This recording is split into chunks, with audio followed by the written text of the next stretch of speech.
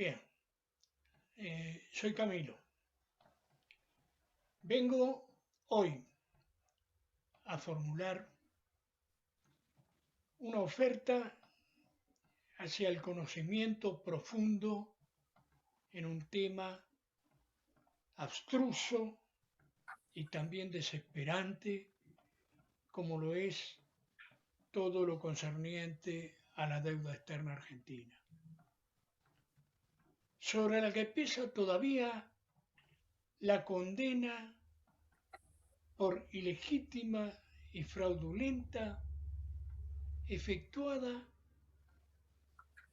ya en el año 2000 por 470 ilícitos en el fallo del juez Ballesteros, en sentencia incumplida.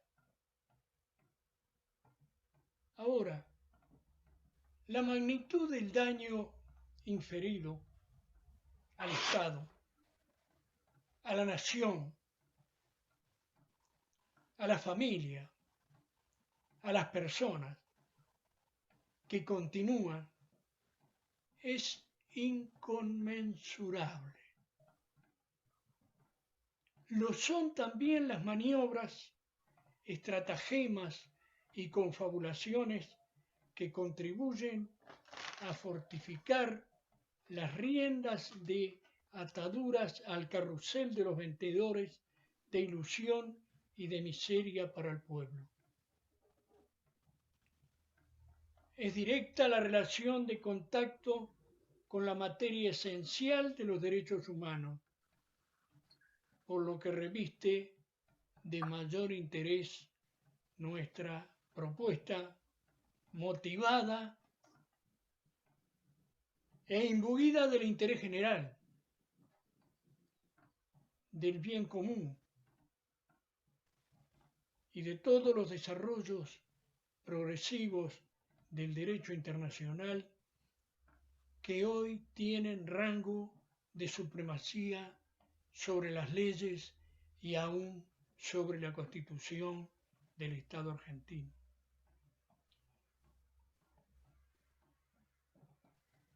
Aún cuando las constituciones locales, con mirada fija en la protección y promoción de los derechos, garantías y libertades individuales, con la mayor amplitud y profundidad, así aseguradas en su operatividad con el amparo internacional.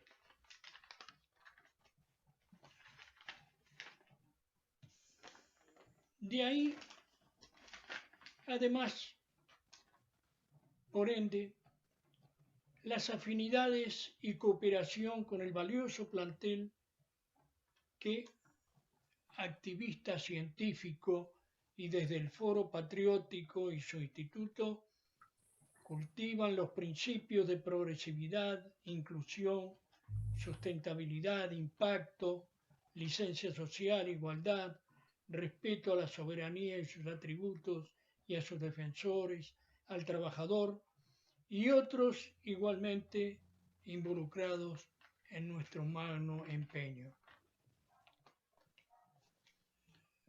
A esta altura viene reclamado sea revelada siquiera mínimamente la enjundia de la personalidad de Héctor Juliano, cuya presentación tengo a grandísimo honor, ya que a su rico currículum debe agregarse un activismo infatigable por promover creatividad y valores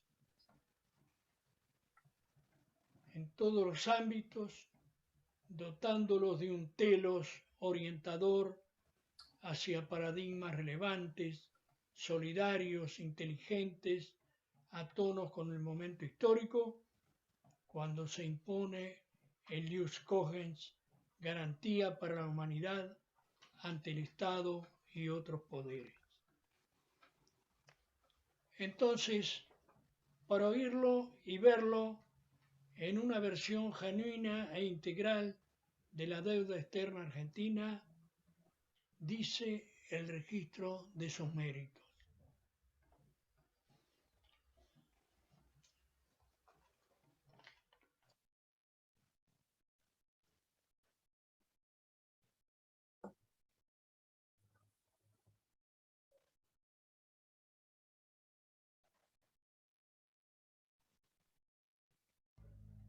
Para detallar una síntesis del currículum vitae abreviado del licenciado Héctor Luis Juliano, va: licenciado en Administración, orientado profesionalmente a organización, sistemas y planificación económico-financiero en la actividad privada.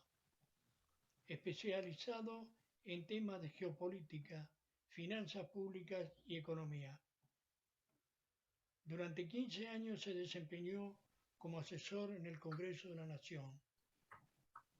Desde la época del 80 ha venido estudiando particularmente la cuestión de la deuda pública. Sobre este y otros temas ha escrito numerosas notas periodísticas, confeccionado trabajos especiales, dado conferencias y cursillos y grabado reportajes radiales y televisivos. Es autor del libro Problemática la deuda pública argentina en 11 tomos. Se encuentra radicado en Archivo Juliano CB 2020-01-10, Abreu Síntesis.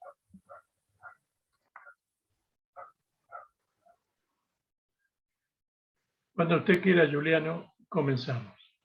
Bueno, en principio, buenas tardes a todos. Empiezo saludando a los amigos, camaradas que me están escuchando y que conozco. Agradezco muy especialmente las palabras de Camilo, que aparte de su nivel, me sobrevalora porque somos amigos, ¿no? Mi mérito no es, esto una falsa modestia, mi mérito no es la de ser una autoridad por su sapiencia en el tema de la deuda, sino por haberme puesto a estudiarla. Cualquiera que quiera meterse en profundidad con un tema debiera transitar los mismos caminos. Yo voy a tratar de entrar en materia rápido, primero reiterando mi saludo a todos los que están conectados y a todos quienes van a ver el programa, porque el propósito de mi exposición es el siguiente.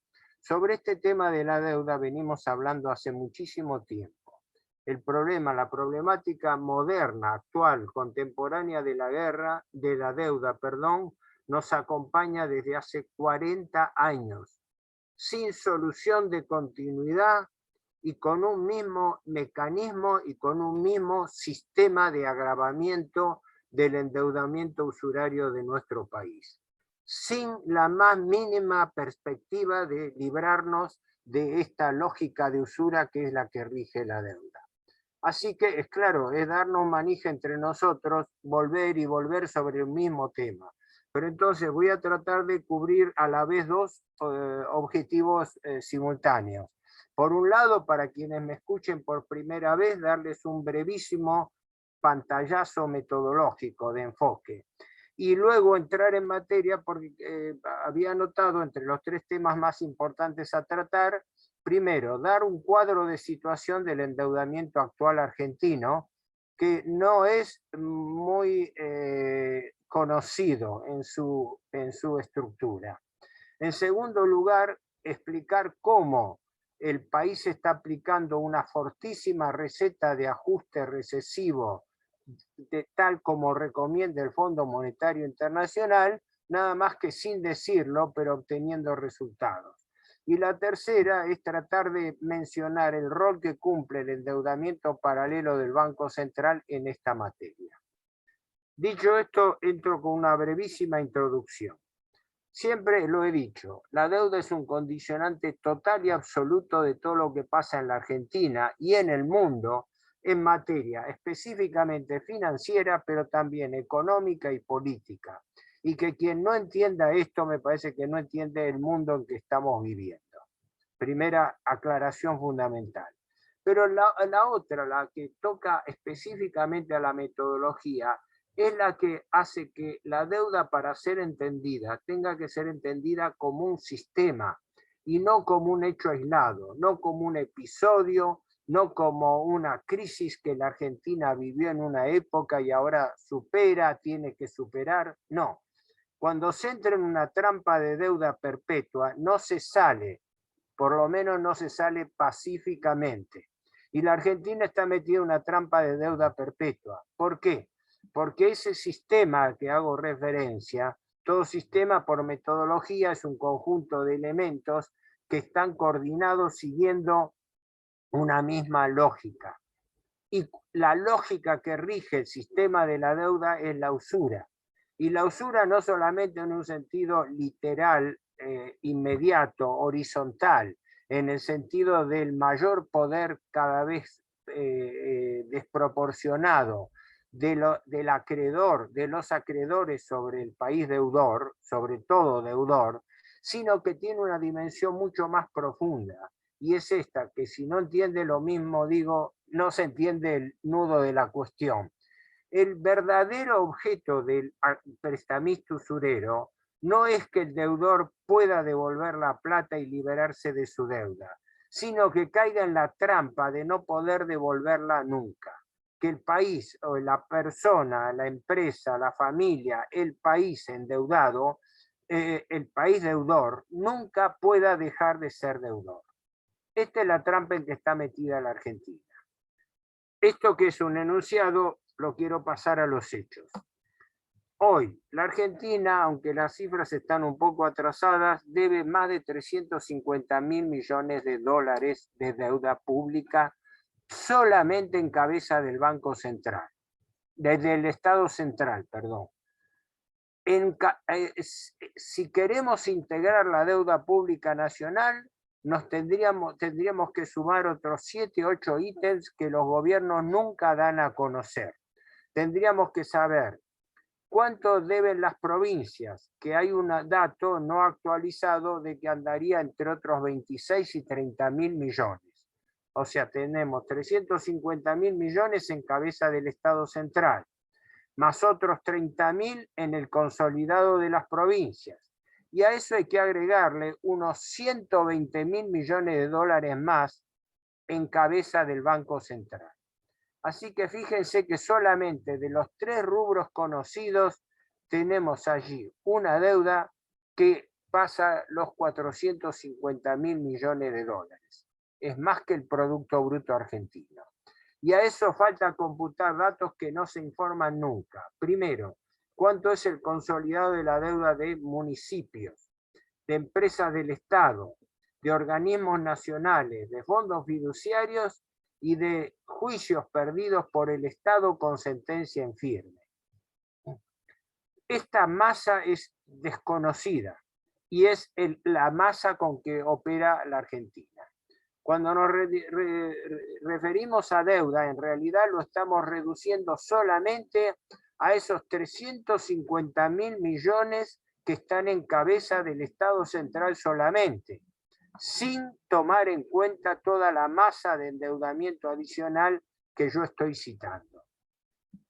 Al 31 de marzo, porque ya tendría que haberse publicado, pero los gobiernos siempre demoran la información, es trimestral, o sea que ya tendríamos que saber cuánto debía la Argentina al 30 de junio, pero todavía no lo sabemos con certeza y con desagregado.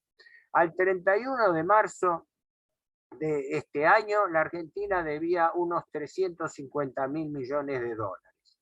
En agosto calculo que la deuda ya estaría en 356, 357.000 millones. Y sigue creciendo, porque la deuda que se toma es mayor que la que vence. La Argentina no paga un centavo de capital. Hasta el último centavo de capital que le vence, lo renueva por novación de deuda. Es decir, recogiendo bono viejo y entregando bono nuevo. Y además toma nueva deuda. Lo que va de este año, de lo que va de la gestión Fernández, la deuda haya aumentado entre 15 y 18 mil millones de dólares. La recibió del gobierno Macri en 336 mil millones y ya suma más de 357 mil. Estas son las realidades. Estos números que cito yo no son números imaginarios, son números que salen del Ministerio de Economía, del boletín fiscal, de la cuenta ahorro, inversión, financiamiento y de los datos de informes trimestrales de la deuda pública. Podría entretenerme muchísimo desgranando, desagregando, analizando los rubros que componen esta deuda, pero por razones de tiempo me voy a limitar a lo principal. La deuda del Estado se computa en dólares, pero no toda está en moneda extranjera. Pero como la mayoría de esa deuda sí lo está en moneda extranjera, lo primero que tenemos que decir es que entre un 76% de la deuda hoy está en moneda extranjera. El desequilibrio fundamental que se produce desde el punto de vista de las finanzas públicas es directo. El gobierno recauda fundamentalmente en pesos, pero resulta que esta monstruosa deuda de 350 mil millones de dólares en cabeza del Estado Central, en su mayoría, en un 76%, está en moneda extranjera. Consecuentemente, entre una recaudación fiscal que es en pesos y una deuda que está en su gran mayoría dolarizada, el gobierno necesita un arbitrio, y ese arbitrio es el tipo de cambio, porque según el tipo de cambio que se tenga, esa deuda podrá o no ser parcialmente amortizada, no ya en su capital, sino en sus intereses. Según los números del presupuesto, este año le vencían a la Argentina más de 40 mil millones de dólares de capital, y estaba previsto que se aumentara la deuda en otros 15 o 20 mil. Las cuentas ya no se pueden hacer porque el presupuesto original ha sido totalmente modificado. Es decir, el Congreso votó por un lado un presupuesto, que es ley de la nación, pero le delegó por la ley 27.541, le delegó facultades irrestrictas al Poder Ejecutivo para gobernar por decreto de necesidad y urgencia. Y entonces no sabemos a cuánto se fue ahora el presupuesto a ciencia exacta, porque el gobierno sigue emitiendo decretos de necesidad y urgencia por las cuales decide todo lo que hace.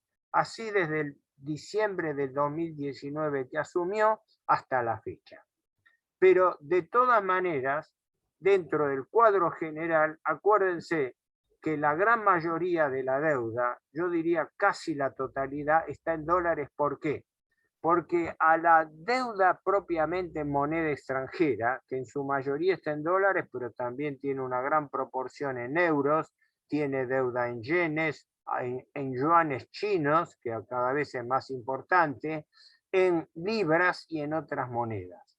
Pero ¿qué ocurre? Ahora el gobierno actual volvió a una política comparativamente más sana, que es no endeudarse tanto en moneda extranjera, sino tratar de endeudarse en moneda nacional. Que dentro de la tragedia financiera argentina es un atenuante, pero con un atenuante que cada vez se está desfigurando más, porque ocurre que ahora el gobierno toma en gran escala deuda indexada por dólar, por tipo de cambio. Así que es una forma de dolarización de la deuda. Nada más que esa deuda no se paga en dólares contantes y sonantes, sino se paga en pesos indexados por dólares. ¿Me explico? Es la modalidad que se llama dólar linked. Una deuda que se emite en pesos, pero que se ajusta de acuerdo a la variación del dólar. Otra gran parte de la deuda que está en pesos que sigue tomando el gobierno está indexada por inflación a través del CER, coeficiente de estabilización de referencia, que es una réplica del IPC, de la inflación minorista. Así que cuidado a esto, porque no nos dejamos de desendeudar en referencia a la moneda extranjera. El 76% lo debemos en forma directa en moneda extranjera, pero un 15 o 20% más lo debemos en pesos ajustados por tipo de cambio. Esto como mínimo de advertencia dentro de lo que uno puede decir, amén del estrangulamiento de los vencimientos que hacen que hasta el último centavo de deuda se paga con nueva deuda y solamente se abona en efectivo el interés. El interés hasta el gobierno Macri representaba más del 20-22% del gasto público. Todos estos economistas del establishment que se lamentan y se rasgan las vestiduras por lo que paga el Estado, por el gasto público, se lamentan por el gasto público en materia de sueldos, de subsidios, de gastos generales, pero no se lamentan del brutal gasto público por intereses, ¿no? Ahora, el gobierno actual practica la política del pateo para adelante.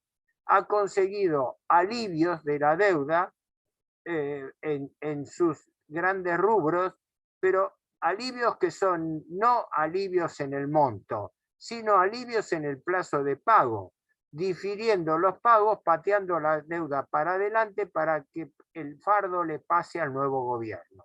Está haciendo lo mismo que hizo el gobierno Macri con el gobierno actual y con lo que en parte también había hecho el gobierno de Cristina Kirchner con el gobierno Macri. 3 números de referencia. El gobierno Macri, perdón, el gobierno Fernández, Kirchner Fernández, aumentó durante 12 años de gestión la deuda en un poco más de 100.000 millones de dólares. La recibió en 151.000 millones y la dejó en 254.000. Macri toma esa deuda de 254.000 y en 2 años prácticamente, porque después de 2 años ya no se pudo endeudar más, Macri vino a gobernar el país con deuda y en 2 años reventó la situación, aumentando esa deuda en 82.000 millones de dólares más. Es decir, aumentó en 2 años la deuda casi como el kirchnerismo la había aumentado en 12 años. Y lo hizo en condiciones brutalmente impagables porque las deudas que se contrajeron, primero se empezaron a contraer cada vez más en dólares, con lo cual estrangulaba más la situación argentina, y además por montos totalmente imposibles de pagar, cuyo paradigma fue la deuda con el Fondo Monetario Internacional. Como sabemos, en el 2018, a raíz de su política de gobernar con deuda, el gobierno Macri fue aumentando aceleradamente su endeudamiento y su gasto de intereses correlativos, de tal manera que todo lo que se produjo de endeudamiento Macri se produjo en esos 2 primeros años. Cuando llega abril del año 2018, después de estar mintiendo a la población en general, a la población argentina, diciéndole que nos prestaban porque nos tenían confianza, porque ahora nosotros éramos confiables, porque ahora nosotros éramos solventes, después de repetir hasta el cansancio esa misma mentira de la solvencia argentina, cuando la Argentina no tiene un dólar partido por la mitad para cubrir su endeudamiento, ¿no? Resulta que un día, un 25 de abril, tuvo que reconocer que estaba en default. Eso fue lo que se produjo a fines de abril del 2018, cuando de golpe tuvo que salir el presidente al escenario a decir: señores, las cosas no nos van tan bien como decimos.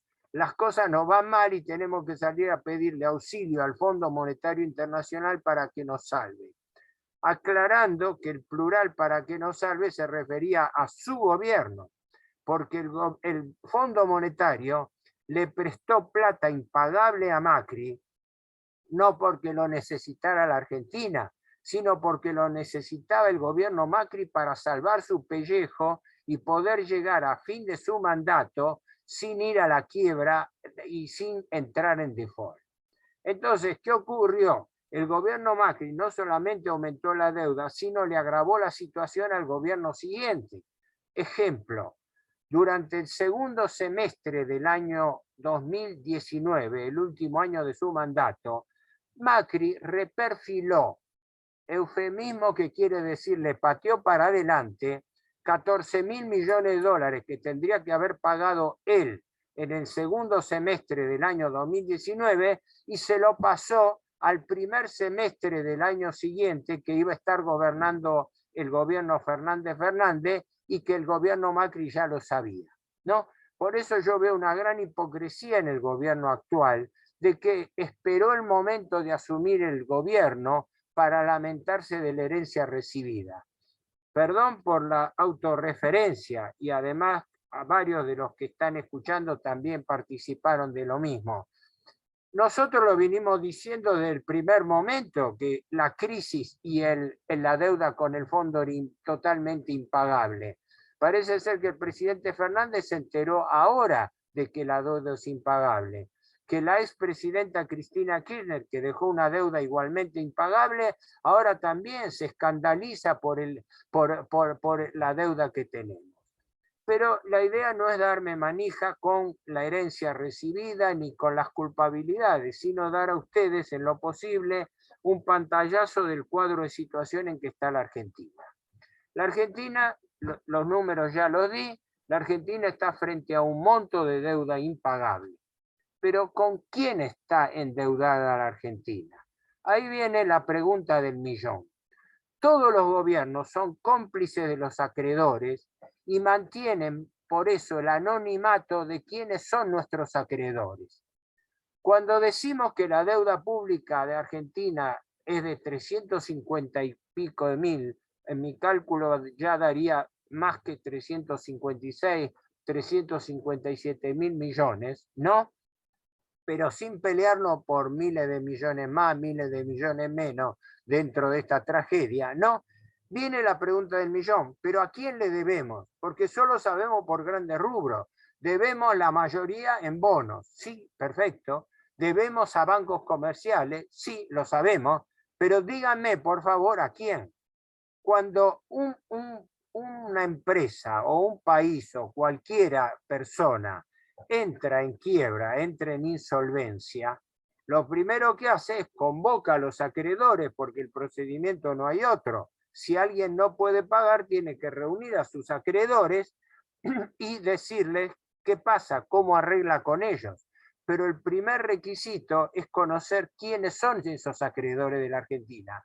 Bueno, el primer problema es que no sabemos quiénes son, porque sí, trasciende lógicamente en la prensa algunos fondos buitres que es más relevante, desde BlackRock, el fondo de inversión Templeton, Fidelity, PIMCO, y podemos hacer una lista de fondos buitres conocidos en el mundo, donde no hay ningún secreto, porque estos son fondos buitres en la Argentina y en todos los países del mundo. El fondo BlackRock es el fondo de inversión más poderoso de la Tierra, ¿no? Maneja activos que hace unos años se calculaban entre 7 y 8 mil billones de dólares, billones de los nuestros, o sea, millones de millones. Ellos lo llaman trillions, ¿no? Pero nosotros lo llamamos millones de millones. Y en este momento se calcula que entre manejo directo e indirecto de fondos, solamente el fondo BlackRock, que es el más importante del mundo, estaría manejando activos por entre 17 y 18 billones de dólares. Y, tanto como el Producto Bruto de los Estados Unidos. Que entre paréntesis, no está mal recordarlo, ¿no? La potencia más grande del mundo, los Estados Unidos, tiene un Producto Bruto que en el año 2018-2019 se calculaba en ese nivel de valores, entre 16 y 17 billones de dólares, pero tenía una deuda pública a esa fecha de 21 billones de dólares. Quiere decir que el país más poderoso del mundo es el país más endeudado del mundo. ¿Y con quién está endeudado ese país más endeudado del mundo? En principio tampoco se conoce en detalle, pero en grandes rubros se sabe que debe a cualquier cantidad de acreedores privados, no sabemos en qué proporción, pero debe en gran medida a su Banco Central, a la Reserva Federal de los Estados Unidos, que es un banco central privado constituido por los grandes monstruos financieros que dominan las finanzas del mundo. Y todavía una gran parte de esa deuda de los Estados Unidos está en posesión de gobiernos extranjeros, en primer lugar por China y en segundo lugar por Japón. Esto lo digo para que ustedes, perdón la expresión, ¿no? Para que ustedes terminen lo suficientemente confundidos acerca de quién domina el mundo. Porque el capital financiero domina el mundo, pero la mayor arma que tiene un acreedor y un enemigo poderoso es su anonimato, porque si no sabemos quién es con nombre y apellido nuestro acreedor, no sabemos quién es realmente nuestro enemigo. Y eso mismo pasa con el Banco Central. El Banco Central debe el equivalente de 84.000 millones de dólares a tenedores bancarios que son los que controlan el paquete del ELIC y pases pasivos, y por los cuales el Banco Central paga diariamente más de entre 5.000 y 5.500 millones de pesos por día. Márquez podrá tener quizás la cifra actualizada. Yo más de una vez hice la comparación de que con lo que pagaba solamente el Banco Central en un día se podían construir 2 hospitales y medio de mediana complejidad totalmente equipados. Se podían construir entre 22 y 25 escuelas con lo que se paga en un día de interés. Después hablan de crecimiento económico. No hay crecimiento económico en la Argentina, ni lo va a haber, porque la succión financiera, el capital financiero, inhibe el crecimiento económico. Y entonces se da la paradoja de que se dice, tenemos que crecer para poder pagar la deuda, y la deuda es el principal obstáculo del crecimiento. En este momento, la Argentina tiene 3 grandes frentes de negociación abierta con esos acreedores anónimos. Uno son los fondos buitre, con los cuales llegó a un acuerdo de allanamiento miserable en agosto del año pasado. Le reconoció no solamente lo que los fondos buitres pedían, sino que además, con el argumento de no caer en default, de no blanquear el default que realmente no podía pagar, le siguió reconociendo el devengamiento de los intereses mientras negociaba. Y entonces, mientras negociaba el país durante 9 meses, la cuenta de intereses seguía corriendo, lo cual es un absurdo concursal, porque toda empresa que entre en concurso de acreedores, lo primero que hace es interrumpe el devengamiento de los intereses. Ejemplo paradigmático, que lo he citado miles de veces, Vicentín. Vicentín, cualquiera sea el grado fraudulento o no de la deuda que está en investigación, ¿no? Y Claudio Lozano sabe bien de eso porque él está en el Banco Nación y ha hecho aportes importantísimos al respecto. Queda claro que Vicentín fue una quiebra fraudulenta. Bueno, pero dejando las calificaciones de lado, ¿qué hizo Vicentín cuando dijo no puedo pagar? Convocó a los acreedores, suspendió los pagos y suspendió también, cortó el devengamiento de los intereses, porque es un absurdo que un deudor que está en quiebra, que no puede pagar, siga devengando para que le sigan cayendo alegremente intereses mientras negocia. Entonces, ¿qué hicieron los fondos buitre? 66.000 millones de fondos buitre con sede en Estados Unidos, más 42.000 millones de fondos buitre con sede en la Argentina, pero en gran medida propiedad de fondos buitre norteamericanos que entraron a la Argentina con la bicicleta financiera. La Argentina en agosto del año pasado, bajo la administración Fernández Fernández, hizo una renegociación donde capitalizó 6.000 millones de dólares de intereses. Y entonces empezó negociando 66.000 millones de deuda y terminó reconociéndole 72.500. Y no sabemos cuánto es la cifra que reconoció a los acreedores locales, por esos otros 42.000 millones. Pero ¿qué logró el gobierno? ¿Cuál fue el gran logro del gobierno? ¿Cuál fue el éxito de la negociación? El éxito de la negociación fue que, salvo pagar una mínima parte de los intereses, hasta el 2023 el gobierno paga lo mínimo de intereses, que equivale a unos 5.000 millones de dólares al año, ¿no? Cuando debieran ser más de 20.000, y el fardo se lo pasó empezando a pagar el fuerte de la deuda y que en forma creciente entre el 2024 y el 2030. Es decir, se lo pasó olímpicamente al nuevo gobierno. Y lo mismo está haciendo con el Fondo Monetario Internacional. Macri, en forma criminal, endeudó al país por una suma totalmente impagable.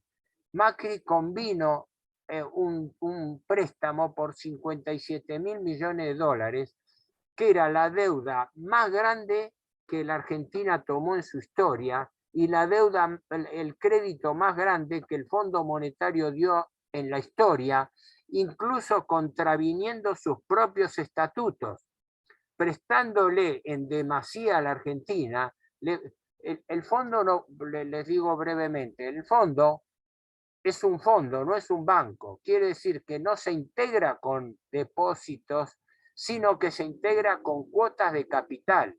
La Argentina, como todos los países miembros del fondo, es aportante, es como hacerse socio de un club y hacer una cuota de aporte.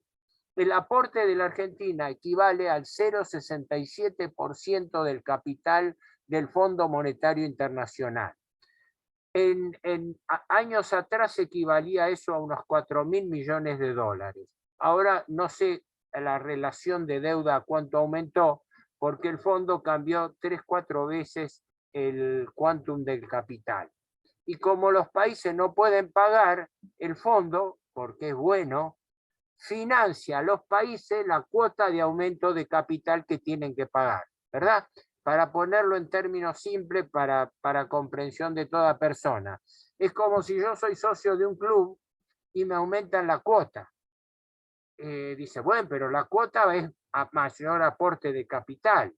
Bueno, está bien, pero no puedo pagar la cuota. No se preocupe, señor, yo se le financio la cuota para que usted pueda integrar esa cuota en parte. Con Javier Llorén de Córdoba, que le hablaba sobre esto, él me hizo llegar, y yo escribí un artículo a raíz de eso, ¿no? Me hizo llegar una guía que la descubrió él y me la pasó, se llama así, Guía de Imputación, está en inglés, Guía de Imputación Contable para los operadores del fondo, de esta gran masa que el fondo dice que está regalando. Y es mentira, porque yo voy al Banco Central y veo que el fondo desembolsó para la Argentina, de esa masa de 650.000 millones de dólares que va a prestar a todo el mundo, que está prestando, a la Argentina en proporción a su cuota le corresponden unos 4.300 millones, exactamente 4.334 millones de dólares. Y se los desembolsó. Perfecto, tenemos que estarle dando gracias al Fondo Monetario porque nos regaló plata.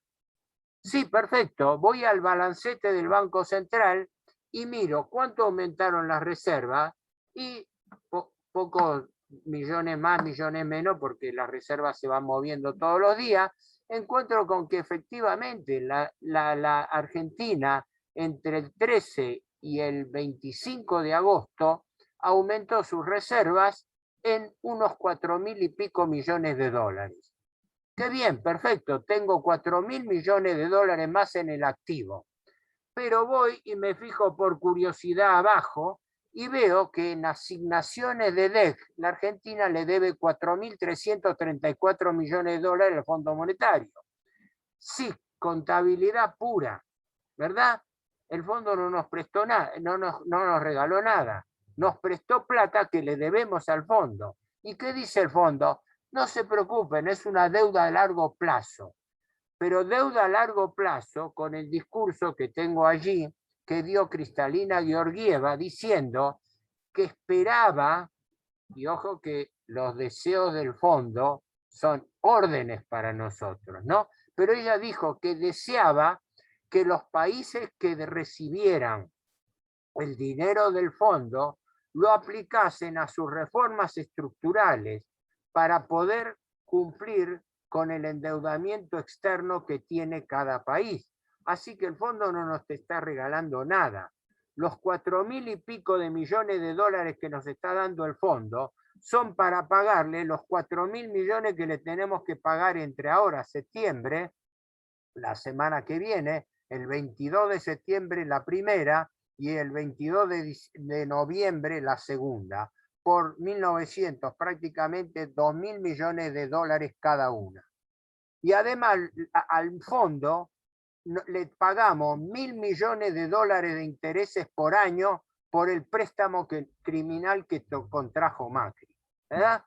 Y el gobierno dijo que lo iba a querellar criminalmente a Macri por este endeudamiento irresponsable que hizo, pero resulta que el gobierno sigue negociando en buenos términos con el fondo y de la querella contra Macri cada vez sabemos menos, ¿verdad? Cada vez distraemos más de cosas, sí, deuda de acá, problemas, estamos preocupados por los carpinchos de Nordelta, estamos preocupados por las noticias policiales, estamos perdiendo tiempo en unas elecciones PASO que son una mera encuesta preelectoral compulsiva para la cual se molesta toda la población, y lo único que sirve es que para los pocos grupos que fueron a decidir interna, todos van con lista única.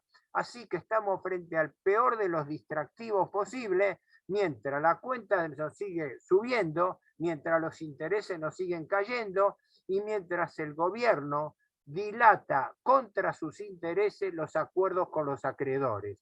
Porque el tiempo de negociación con el fondo, lo mismo que con los fondos buitres, no es neutro. Mientras estamos negociando, nos siguen cayendo los intereses.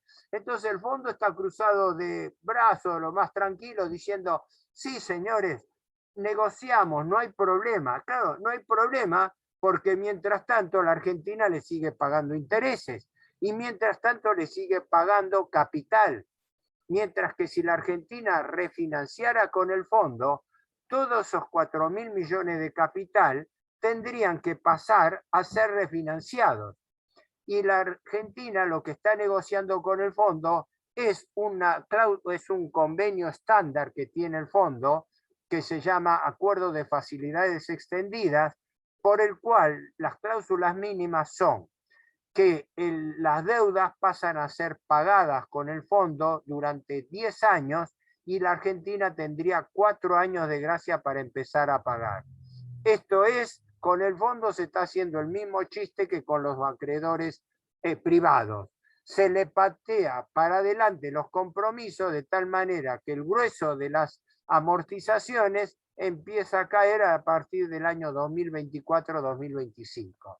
Por eso todas las consultoras, empezando por Moody's, están haciendo el cálculo de ver cuándo va a ser el año en que la Argentina tenga que hacer un nuevo megacanje, porque se discute si va a tener que ser hecho en el 2026 o en el 2025, o si por ahí las cosas le van muy bien a la Argentina y tiene que hacer el nuevo megacanje en el 2027, que quiere decir retirar, como ha hecho el año pasado el gobierno, retirar una masa de bonos y entregar otra masa de bonos nuevos. Bueno, como creo que cumplí mi tiempo y me quedan muchísimas cosas para decir, de todas maneras dejo librado a las preguntas, las inquietudes de ustedes, cosas que por ahí puntualmente yo desde ya las omití, y simplemente quiero concluir con algunas pocas observaciones sobre la situación argentina hoy, porque el país está en default, es decir, el país está en incapacidad de cumplir con sus obligaciones, y lo único que está haciendo es vive pateando para adelante deudas que cada vez son más caras, porque son deudas que arrastran anatocismo. El anatocismo es la capitalización de intereses, es decir, yo, deudor, no puedo pagar capital, pero tampoco puedo pagar intereses. Entonces, ¿qué hago? Capitalizo, es decir, transformo los intereses en capital y entonces la deuda tiene cada vez una progresión, por lo menos aritmética, y en algunos casos, como en el Banco Central, geométrica de deuda. Imagínense que el Banco Central tiene que pagar 5.000, más de... el cálculo varía, les digo la verdad, varía entre 5.700 y 4.800 millones de pesos por día de intereses que tendría que pagar el Banco Central. Imposible. Pero ¿qué hacen los bancos usureros con el Banco Central? No se preocupe, señor, me paga una parte y el resto lo capitaliza. Y gracias a eso, el Banco Central está pagando más de 100.000 millones de pesos por mes de intereses sobre el ELIC y pases pasivos, que no son todos, sino son una parte de los intereses que tiene que pagar. Porque por los LELIC paga el 38% anual de intereses y por los pases pasivos paga el 36% anual. Quiere decir que todos los años la masa de deuda crece no solamente en una tercera parte, más de una tercera parte, porque se produce capitalización, porque se repite durante el año la operación, es decir, la tasa efectiva, que es la tasa producto de recolocar una obligación. Yo tengo un plazo fijo por 100, produce 34 en el año, pero si lo dejo en el año, sumo intereses sobre intereses, porque lo hago sobre el monto del capital más los intereses. Si las letras vencen cada 7 a 30 días y los pases pasivos vencen cada un día, capitalizar un día de intereses, entre 1 y 7 días, quiere decir que la deuda del Banco Central crece en proporción geométrica, porque estoy capitalizando diariamente intereses. Y una parte se los pago para aguantar la usura de los bancos y el resto lo capitalizo aumentando cada vez más la deuda. Y después vienen los economistas del establishment y se lamentan del déficit fiscal, del gasto público, y no dicen, no hablan del problema de fondo, que es haber caído en una trampa de usura donde cada vez se pagan más intereses y cada vez se descapitaliza más el Estado como para poder pagar. Entonces estamos frente a un Estado sin liquidez, no hay plata, y sin solvencia, sin capacidad de pago.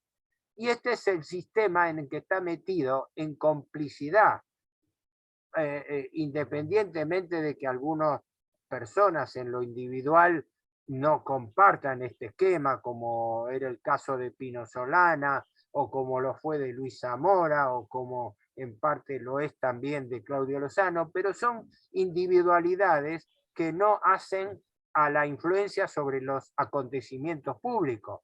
Pero la clase política en su conjunto es cómplice de este saqueo de la Argentina. Es de aquello que no se habla.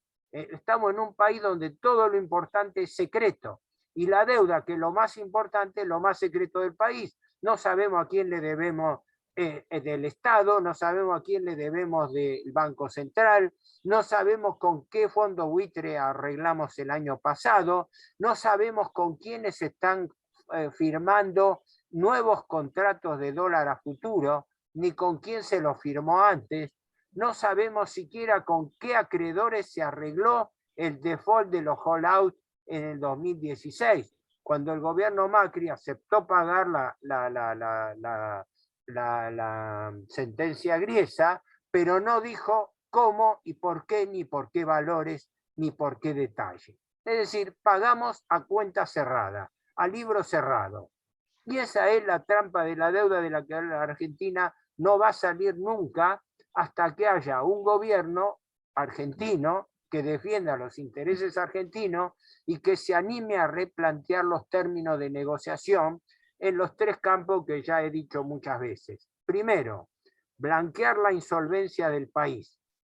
Segundo, plantear la legitimidad o no de esa deuda. Y tercero, plantear en términos delictivos a los responsables de haber constituido esa deuda. Si los gobiernos no tienen poder para poder llevar adelante mínimamente esas tres acciones, la Argentina va a seguir en esta trampa de deuda perpetua por toda la eternidad, porque la lógica del usura es esa, de que el país nunca deje de ser deudor. Perdonen si a lo mejor me extendí de los minutos, de los 45 minutos, de todas maneras sigo a disposición de ustedes. Perdón que fui quizás muy rápido y tan enfático. Traté de cubrir los dos niveles, un nivel de explicación general y un nivel de explicación técnica, y quedo a la espera de las preguntas, comentarios que quieran hacer. Espero haber cumplido ese objetivo. Desde ya, muchas gracias por la atención.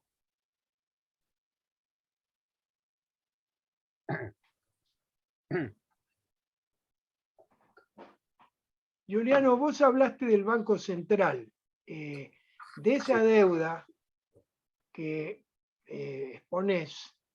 ¿Cuánto es del Banco Central? Porque ayer estaban hablando de que son un par de billones de pesos que tiene el banco que tiene que renovar, como vos explicaste recién. A ver, no entiendo bien la pregunta, pero te doy unos datos que pueden orientarte. El Banco Central tiene lo que se llama pasivos remunerados, es decir, depósitos o préstamos que tiene que pagar, ¿no? Digámoslo así, son algo parecido a la cuenta de regulación monetaria que regía en la época de Martínez de Oz y Adolfo Diez en época del Proceso, ¿no? Son una variante de eso.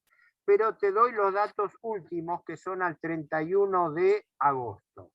En este momento, es decir, porque es prácticamente actual, el Banco Central debe a los bancos, porque las LELIQ y los pases pasivos solamente los pueden suscribir bancos, ¿no? Los fondos buitre se colocan en bancos y los bancos, con la plata de los fondos buitre, compran LELIQ y pases pasivos. Esa es la secuencia, ¿no? Debía por LELIQ 4.300.000 millones, que equivalen a 44.000 millones de dólares.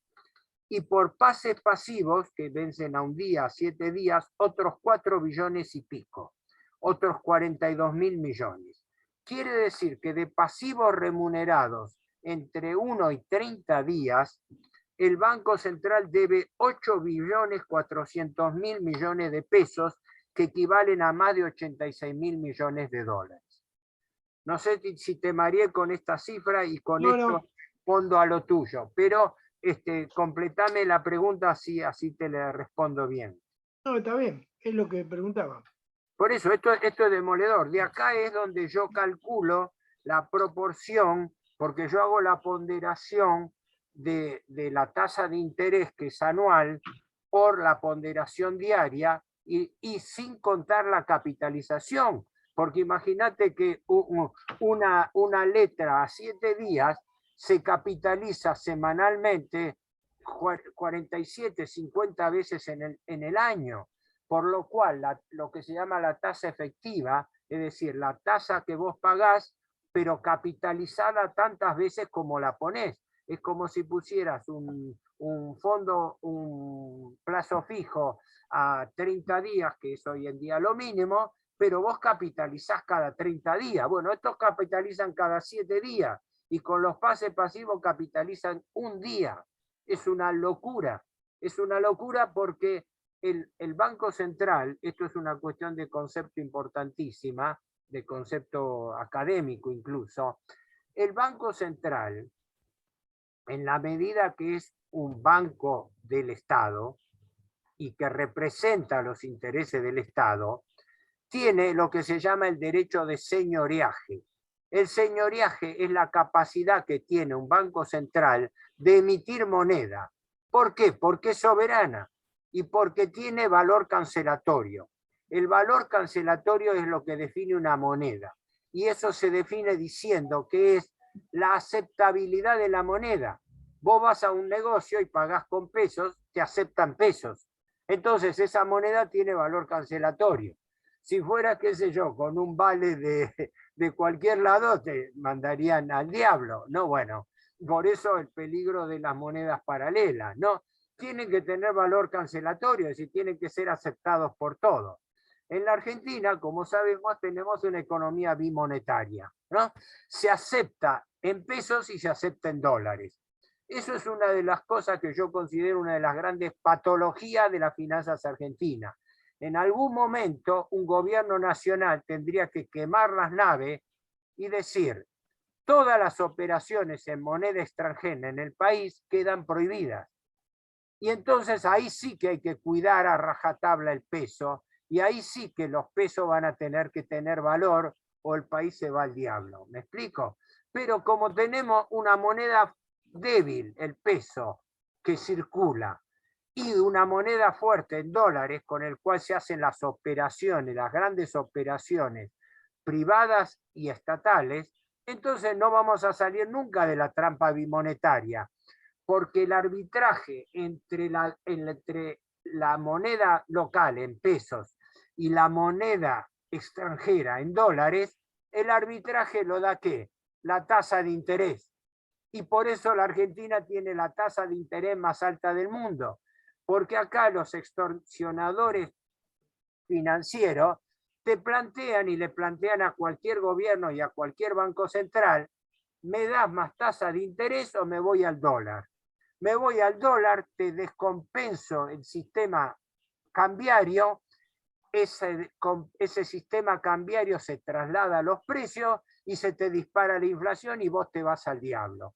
Entonces, estos extorsionadores usureros, que son los prestamistas del Estado, le imponen condiciones que los estados, todos los gobiernos, desde Macri hasta Fernández, aceptan sumisamente, incluso con la condición de no denunciarlo. Ojo con que se dé a conocer. Se tiene entendido desde siempre que la primera condición que fijan los acreedores, desde los fondos buitre hasta los grandes bancos, etcétera, es el anonimato. Señores, ustedes negocian con nosotros, pero no pueden decir quiénes somos nosotros. Ustedes negocian con respetables fondos de inversión extranjeros, a los cuales está mal llamarlo un fondo buitre, porque si los llaman muchos fondos buitres se enojan, ¿no? Porque el fondo buitre es el que compra barato y vende caro. Entonces te provocan una crisis, la crisis tira abajo los bonos argentinos hoy en día valen el 30% de su valor. O sea, vos, fondo buitre, si tenés la plata para hacerlo, porque eso no lo puede hacer la señora de la esquina que va a poner un depósito, ¿no? Los fondos buitre te están comprando a valor 30 dólares lo que vale 100. Entonces ellos compran deuda como bono basura a 30 y se lo reclaman al Estado a 100. Y el Estado argentino, como lo hizo Fernández, como lo hizo Macri, se lo reconoce a valor 100 y le pide por favor una rebajita. Y los otros le dicen, no, rebajita no, a lo sumo le damos un 2, un 3% de rebaja, nosotros le damos plazo, pero como la tasa de interés se capitaliza, resulta que terminamos pagando un múltiplo de la deuda original. Esto le pasa al Estado central, le pasa a las provincias, es lo que acaba de arreglar recién Kicillof. Kicillof dice, hemos aliviado las finanzas públicas durante los próximos 4 años. Traduzcámoslo en criollo. Eso quiere decir, le hemos pateado para adelante 4.000 millones que nos aliviamos nosotros a la próxima administración. Y así sucesivamente, es lo que está haciendo el gobierno con los fondos buitres, con el Fondo Monetario Internacional y con cuanto acreedor ocurra. ¿Me explico? Es una trampa permanente, y una trampa permanente aceptada en complicidad entre los acreedores y los gobiernos de turno. porque los gobiernos de turno no son neutrales en esto, son cómplices. Perdón que me extendí, pero pensé que era gráfico ilustrarlo, ¿no? No sé si está respondido desde ya.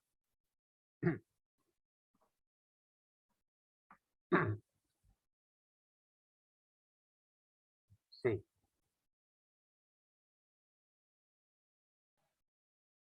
Emilio, ¿alguna No, pregunta más? que los compañeros también, porque en realidad somos algunos que estamos acá.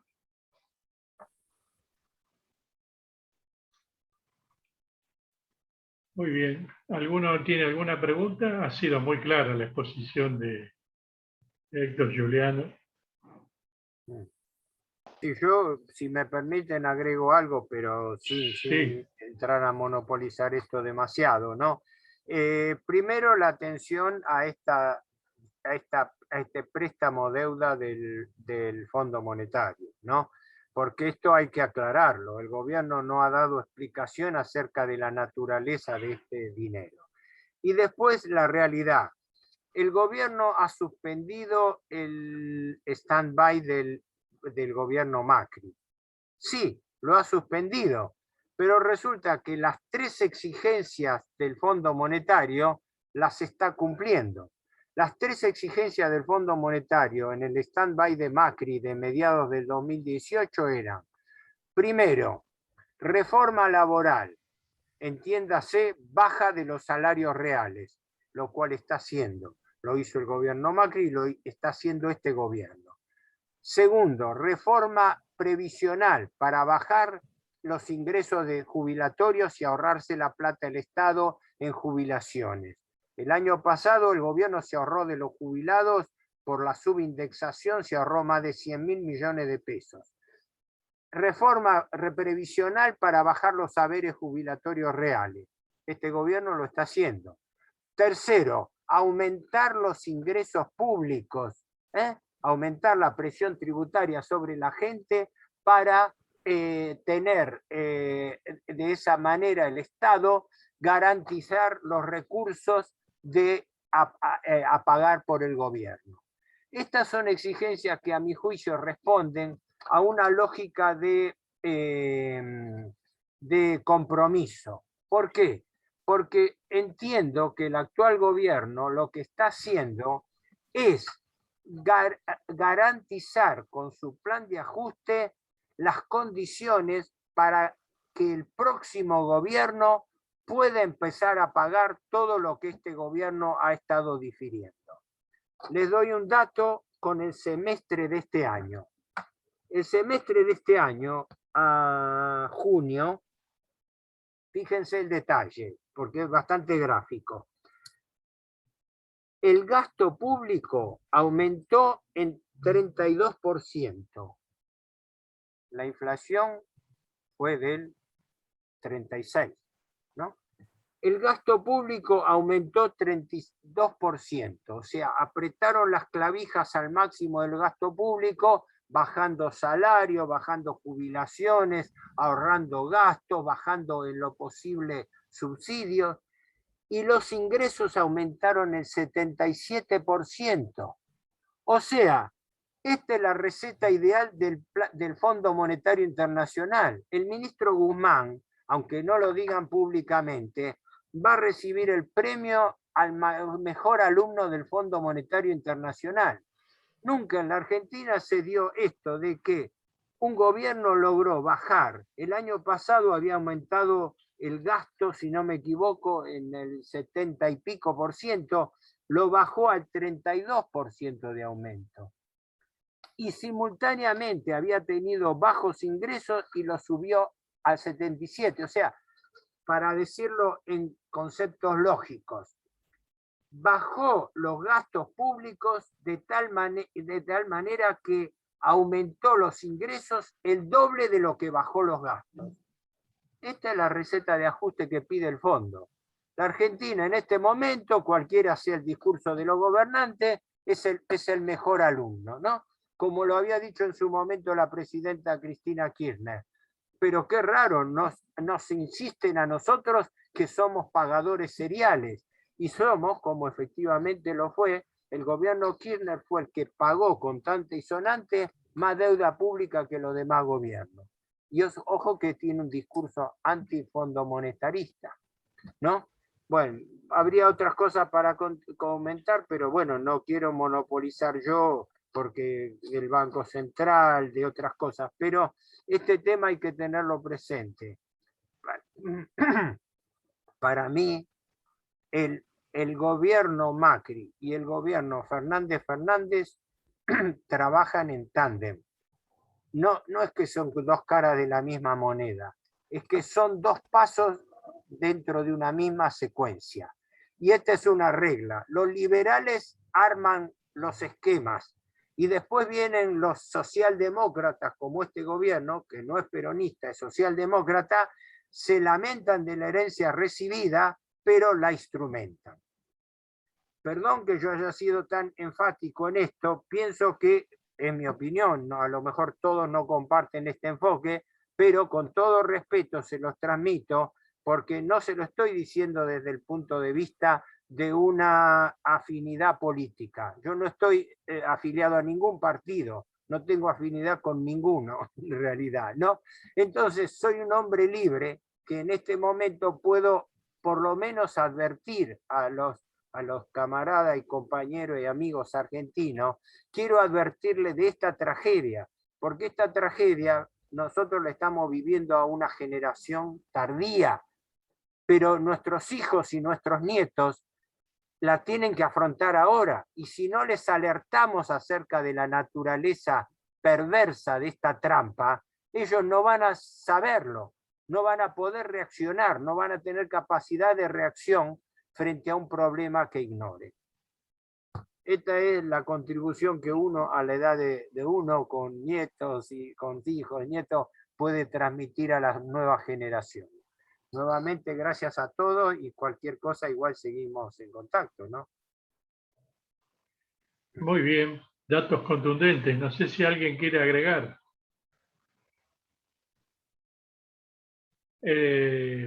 Manuel Márquez, por favor, abrí tu micrófono.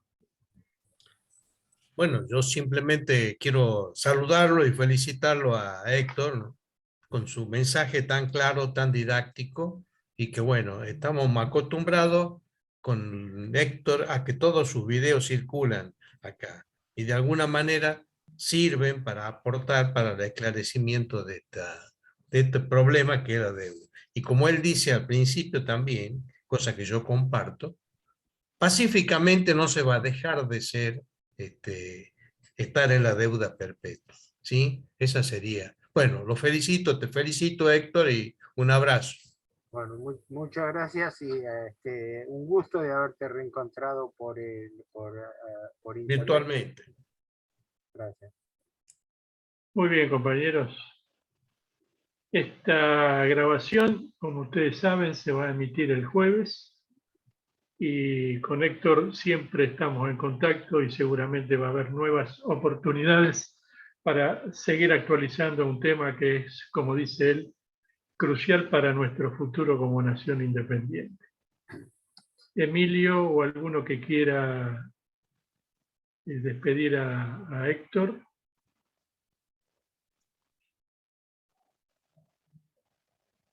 Sí, yo en primer lugar lo mismo, agradezco la participación.